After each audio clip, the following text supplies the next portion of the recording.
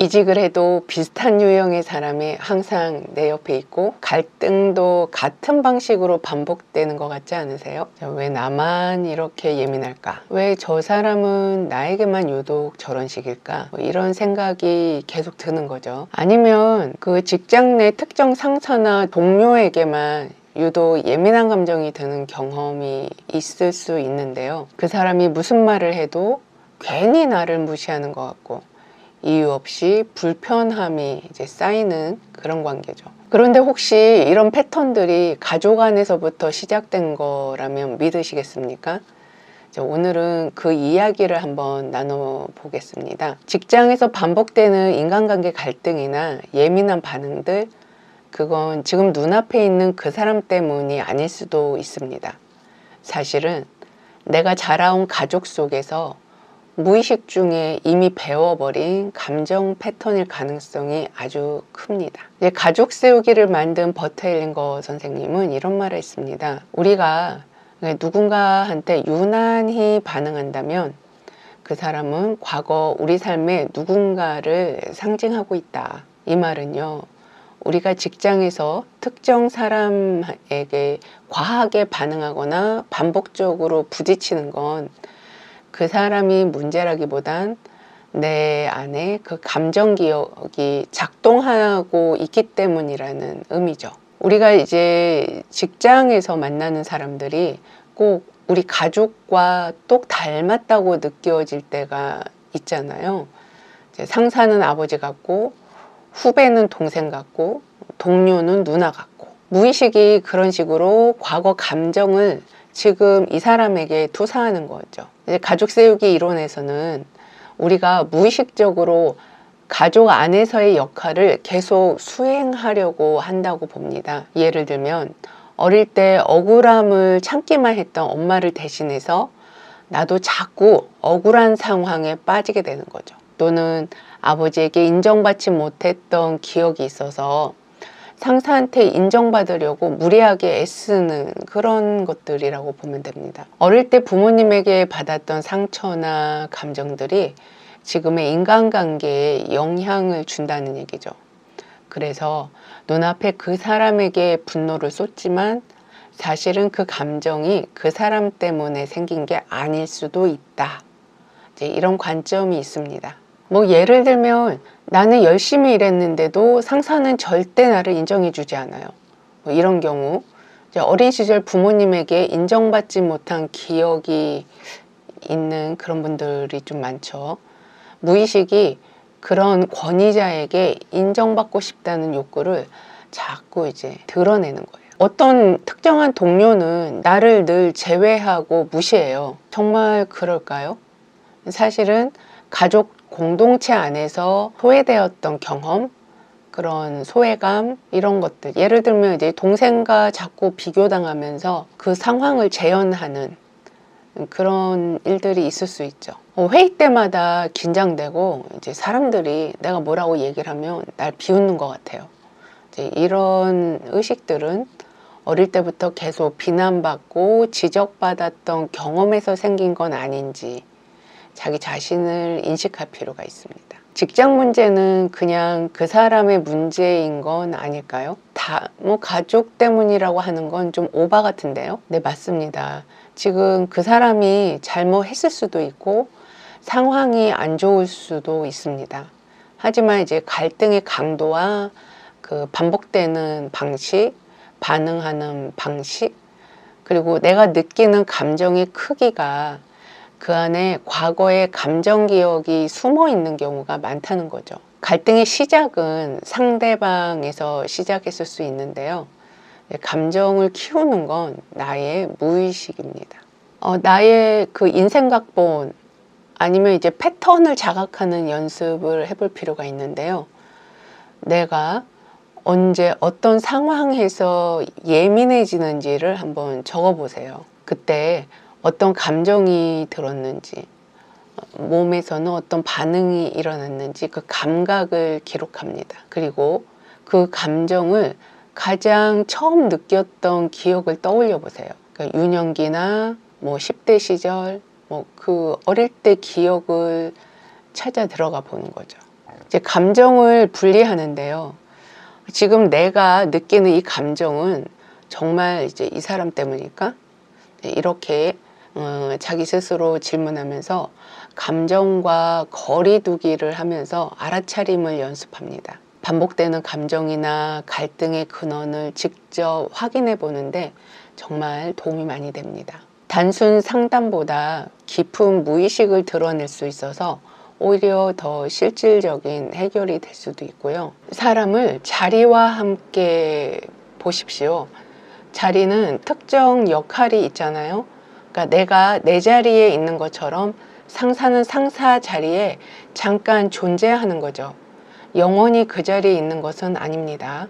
동료도 마찬가지고요. 나에게 상처를 주려는 그런 사람이 아니라 그냥 본인의 자리에서 특정 역할에 따른 직책이 있는 거죠. 조직 전체 시스템의 일부분이라고 한번 보세요. 여럿 중에 하나로 존재한다는 걸 인식하면 관계가 한결 가볍습니다. 감정을 말로 표현하는 것도 중요한데요. 억누르지 말고 너무 과하게 폭발하지 않도록 나한테 맞는 톤을 다 알잖아요. 자기한테 자기 톤으로 이야기하는 그런 연습을 해야 하는데요. 뭔가 이렇게 많이 눌러 놓으면은 반응할 때 소프라노 소리가 막 나든지 목소리가 떨리든지 호흡이 가빠지든지 뭐 이런 반응이 일어나죠. 설사 이제 잘 연습이 충분하지 않아서 내가 좀 반응이 민감했다 아니면 뭐 좀 부적절했다 그러면 말씀을 하시면 되세요. 제가 좀 민감하게 반응을 했죠? 아니면 제가 민감하게 반응을 할 수도 있어요. 뭐 이런 식으로 좀 미리 이야기를 하면 사람들이 생각보다 그렇게 나쁘지 않나요? 좀 이해하려고 하는 사람들도 많이 있거든요. 그래서 이제 오해하지 않고 서로의 경계를 잘 지킬 수 있는 그런 관계를 계속 이제 만드는 연습을 해보시기 바랍니다. 직장은 이제 작은 사회고 우리의 가족 시스템의 어떤 면에서는 이제 축소판이에요. 내가 나도 모르게 이 부모에게서 이제 배운 생활 양식을 그대로 이제 몸에 습관화돼서 그대로 직장에서 그대로 행동하거든요. 그러면 이제 부모가 다 다른 사람들이 모여가지고 일을 하고 있잖아요. 당연히 이제 갈등이나 뭐 감정적인 어떤 갈등들 뭐 이런 것들이 많이 있죠.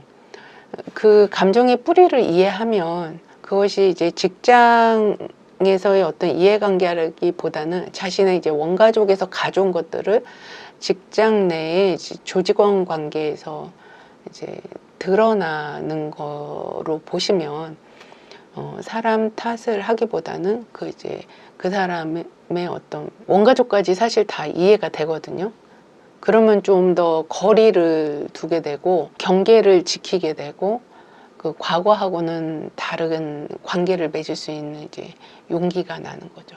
그러니까 사람만 딱 보면 어떻게 저 사람이 저럴 수 있어 이렇게 생각되지만 그 사람이 놓인 환경이나 그 사람이 이제 원가족에서 가져온 어떤 생활 패턴, 언어 패턴, 그런 관계 패턴들을 내가 보고 있으면 관계를 좀 다르게 맺을 수 있는 그런 능력이 생깁니다. 우리가 유독 누군가를 미워하거나 싫어하는 감정 뒤에는 종종 해결되지 못한 내면의 얽힘, 그리고 나의 그 원가족 관계에서의 그런 갈등들이 이제 조직 구성원들한테 이제 투사되는 그런 경우가 많이 있습니다. 그래서 자기 자신의 그런 감정 구조를 좀 이해할 필요가 있고요. 내가 어떤 사람을 싫어해. 그러면 그 사람 피한다고 해서 내 감정이 사라지느냐? 그렇지 않죠. 그리고 그 사람은 피했다 하더라도 또 제3의 인물들이 나타나서 그 사람하고 또 관계가 힘들어지죠. 그렇다면 이제 감정을 억누르기보다는 그 감정이 내 내면에서 이제 이야기하는 그런 메시지들을 좀 들어보면 어떨까요?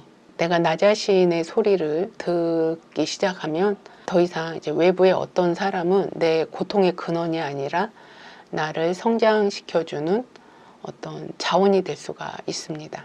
저는 어릴 때 이제 딸이고 또 제가 성장했던 그 시절에는 이제 특히 여자들한테는 참으라는 말을 많이 들었죠. 그리고 괜히 네가 티를 내서 이제 이 전체 분위기 망치잖아. 뭐 그래서 네 잘못이야. 뭐 이런 얘기도 많이 듣고요. 서러워서 울면 그게 울 일이냐? 뭐 이런 말도 많이 들었던 것 같아요. 자연스럽게 이제 감정을 누르고 참는 게 이제 습관이 되어 있는 거예요. 그렇다고 해서 이제 이런 감정이 사라지나요? 그렇지 않죠.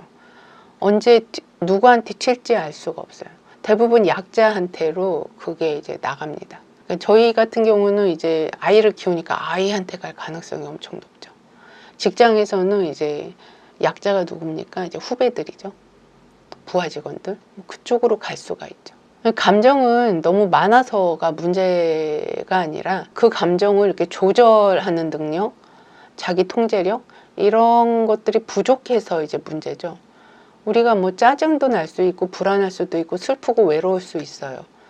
하지만 그것을 억압하는 게 아니라 그걸 내 안에서 잘 알아차리고 내 스스로 조절하고 통제할 수 있다면 그게 감정이 문제가 될 일은 없거든요. 근데 이제 관계에서 이 감정이 폭발해버리면 나 자신을 괴롭히거나 관계를 망치고 나서 이제 자기 혐오로 빠지거나 여러 가지 이제 원인자를 제공을 하죠. 혹시 감정을 표현하면 약해 보인다고 생각합니까? 이제 어떤 남자분이 감정을 표현하면 약해 보이기 때문에 감정을 표현하면 안 된다 이런 신념을 가진 분이 계시더라고요. 근데 실제로 의사소통을 잘 하시고 관계를 잘 맺는 분들은 감정도 잘 드러냅니다. 그리고 자신의 한계가 분명하고 경계가 분명해서 그런 것들에 대해서 자기 자신을 잘 알고 있기 때문에 다른 사람과 관계에서도 그 한계 짓고 경계를 짓는 거를 잘하세요.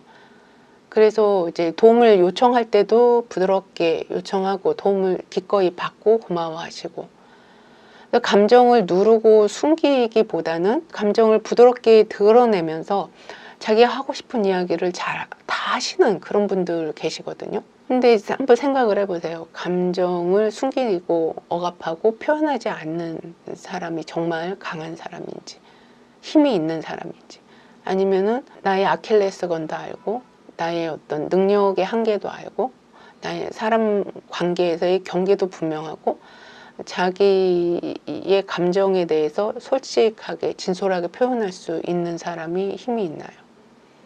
누가 더 힘이 있습니까? 그래서 감정은 나쁜 게 아닙니다. 감정은 생존을 위한 알람 시스템입니다. 그래서 우리의 내면의 불안은 아직 준비가 덜 됐어요 라는 신호이고, 화가 불끈불끈 나면 누가 경계를 침해했나? 내 경계를 누구한테 침범당했나? 그거 한번 생각을 해보셔야 돼요.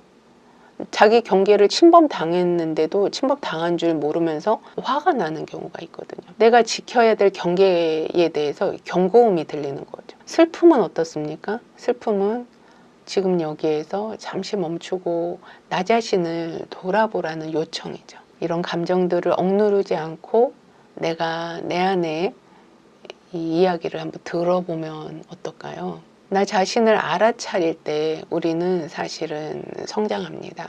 옛날에는 어른은, 성인은 감정을 무조건 이렇게 참아야 되고 표현하지 않아야 되고 그랬던 시절이 있었어요. 근데 지금 그렇지 않죠. 아이도 그렇게 키우지 않습니다.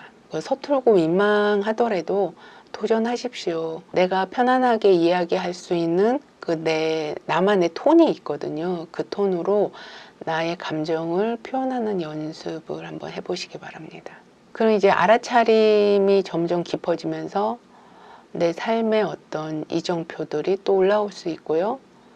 또 거기에 맞춰서 뭔가 또 도전할 수 있는 용기를 또 내보시고, 그때 어떤 두려움이 일어나면 그 두려움조차도 또 자원으로 삼아서 그 두려움이 안내하는 것들 속에 뭐가 있는지 그 이면도 탐험을 해보시고, 그렇게 나 자신과 좀 친해지는 그런 기회를 좀 삼으시면 어떨까요? 예, 고맙습니다. 자, 오늘 이야기 도움이 되셨다면 다음에도 함께 또 나누기 바랍니다. 예, 고맙습니다.